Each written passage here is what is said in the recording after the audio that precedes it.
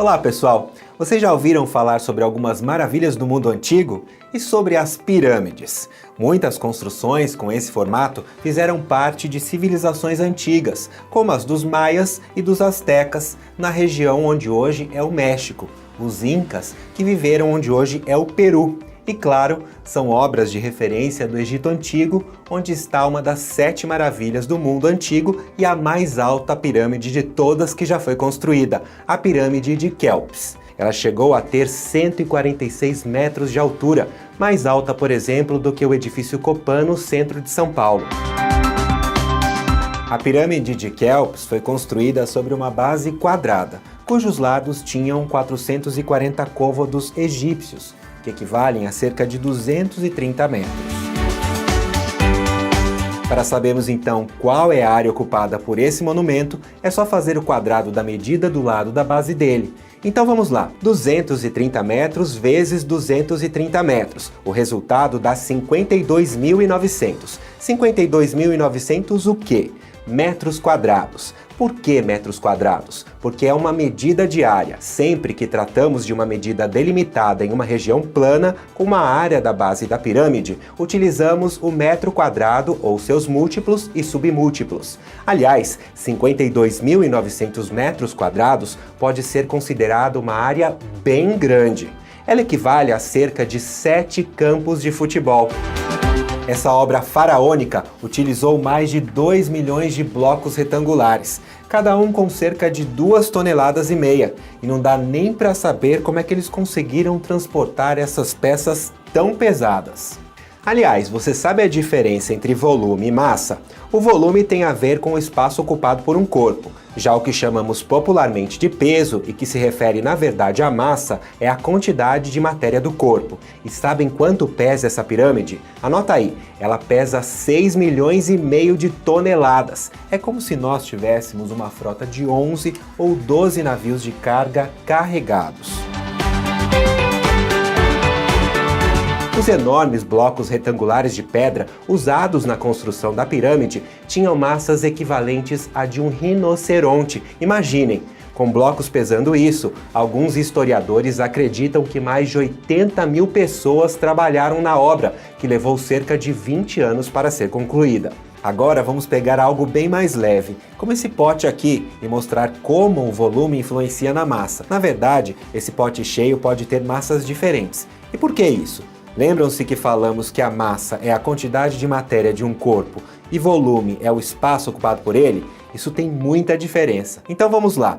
As medidas internas deste pote são mais ou menos 16 centímetros de comprimento, 11 centímetros de largura e 11,5 de altura. Se a gente considerar que o formato dele lembra um bloco retangular, então podemos calcular o volume interno do pote, pois é só multiplicar as medidas. 16 vezes 11 vezes 11,5. Resultado, pouco mais de 2.000 centímetros cúbicos. Esse volume é suficiente para conter 2 litros daquela sobremesa que todos nós gostamos, mas que sempre nos mandam consumir com moderação. Então, volume aqui, 2 litros. Isso quer dizer que se enchermos o pote de água em temperatura ambiente, ele vai conter 2 litros de água e terá uma massa de cerca de 2 kg, considerando também a massa do pote. 2 kg?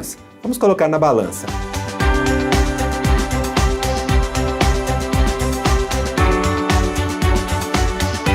Agora, e se ocuparmos este pote com outros materiais? Continuaremos tendo cerca de 2 kg? Não.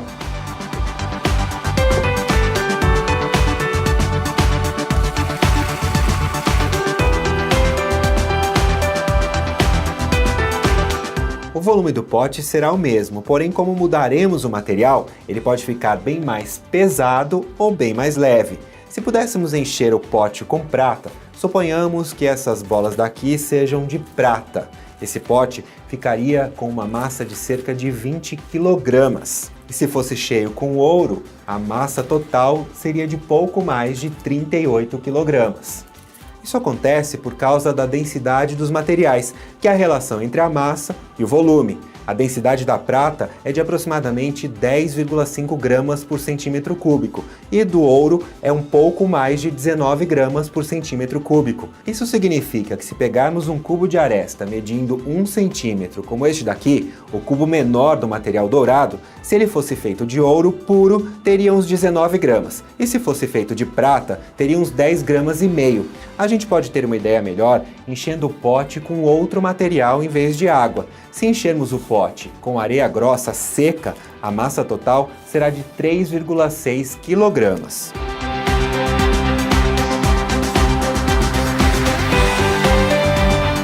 Se com esse pouquinho de areia aqui já ficou mais difícil segurar o pote, imagine como era difícil transportar os blocos de pedras para construir a pirâmide.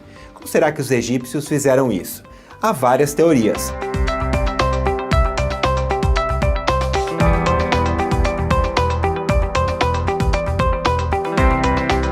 Uma parte de blocos poderia ser transportada por meio de embarcações, já que as pirâmides ficavam à margem do famoso rio Nilo.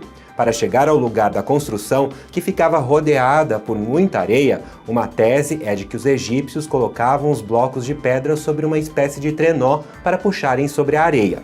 Algumas pesquisas sugerem que molhar a areia à frente do trenó poderia diminuir a tração necessária para puxar os enormes blocos, o que já facilitaria bastante o trabalho. E parece que os egípcios sabiam disso, pois algumas pinturas na parede do túmulo de Djehuti-Hotep mostram uma pessoa em pé na frente do trenó, derramando água na areia. Genial, não? Existem muitos mistérios na construção das pirâmides e é possível perceber como, desde sempre, as pessoas utilizam ideias matemáticas para solucionar os problemas do dia a dia.